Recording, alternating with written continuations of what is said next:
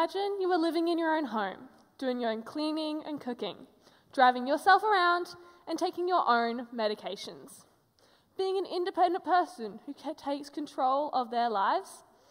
Now, imagine having that ripped away from you in just one day. Unfortunately, that is the reality for many of our elderly citizens who are being moved into aged care. Often, they are isolated from their loved ones, with many having little to no contact with their families.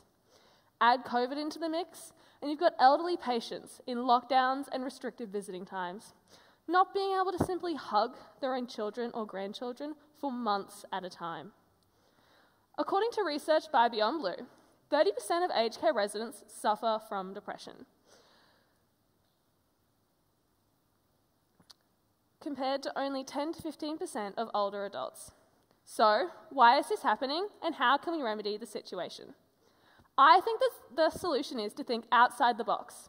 Think like the writers of the TV show Old People's Home for 4-Year-Olds, or the founder of the town of Hogway. These people sought uncommon ways to solve this problem, and the results are incredible. This TV show was a social experiment on 10 4-year-olds and 11 older adults. The aim of this social experiment is to lessen the older adults' depression and frailty scale, and to overall improve their quality of life. This was achieved through fun activities with the 4-year-olds, both in and out of the purpose-built intergenerational preschool, to see if contact with kids will improve the health and happiness of these older adults. At the beginning of the experiment, 4 out of the 11 older adults screened positive for depression. But after the 6 weeks, 3 out of the 4 were no longer on the geriatric depression scale. These results are outstanding. After several weeks of activities with the 4-year-olds, the older adults were less frail and depressed, and they reported improved mood, confidence, physical strength, and appetite. This simple social experiment restored their sense of connection and fun. But not only did it help our older adults, it also had a positive impact on the children. Through testing, they saw changes in the children. Their speech improved and their confidence improved, as well as their ability to interact, especially with older people.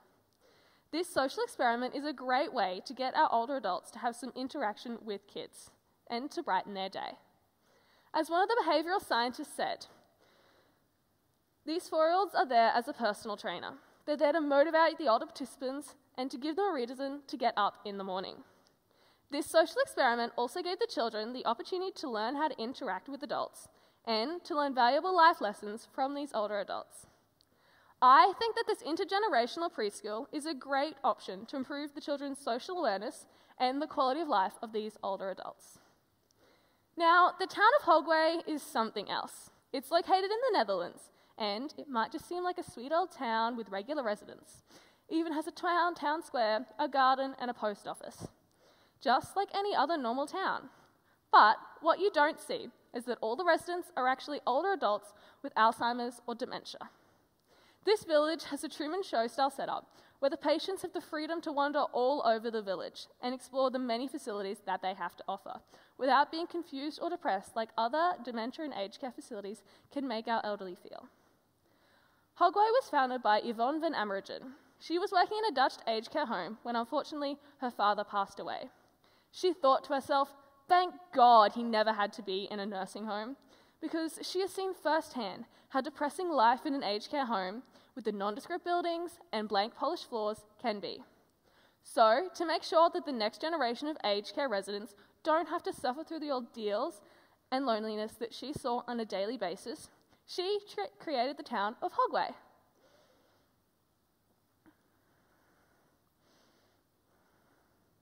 The town of Hogway has all of the regular services that all towns have, like a grocery store, a hairdresser, and a cinema. But the difference is that all of these shopkeepers and staff are actually doctors and nurses there to keep an eye on the dementia patients. So, why, you may ask, is this town so effective? Often those with severe mental illnesses and diseases are isolated from the rest of society. However, in the town of Hogway, the residents still believe that they are part of a fully functioning society. They can shop for themselves, cook for themselves, and go out and enjoy the rest of their life, instead of wasting away in a cold and uninspiring regular aged care facility. Last year, CNN reported that the residents at Hogway require fewer medications, eat better, live longer, and appear more joyful than those in a standard aged care facility. Hogway even designs their houses to look just like replicas of houses throughout the ages for their residents to live in, depending on when they lost their memory. This helps the residents feel less agitated as they are in a more familiar environment. As Dr. Paul Newhouse, director of Vanderbilt University, told ABC News in 2012, the environmental approaches to reducing both cognitive and behavioural problems associated with dementia are really the key to improving the quality of life for these patients without excess medication. To conclude, the physical and psychological impacts that aged care can have on our residents need to be better. Our elderly citizens need support from everyone, and one of the most effective solutions was mentioned before. It's as simple as just interacting with others. The social experiment that was Old People's Home for 4-year-olds highlighted that these kids really do brighten the future for these elderly people. They motivate them to get up and take control of their lives. This possible intergenerational preschool has a twofold win. Firstly, it encourages our elderly to get up and doing things again. But secondly, it produces children who are more socially aware and empathetic. This has the potential to make our society function better as a whole, from the start of a life to the end of it. Places like intergenerational kindergartens and towns with the quality of life in mind really are the best alternative for our elderly's well-being and quality of life.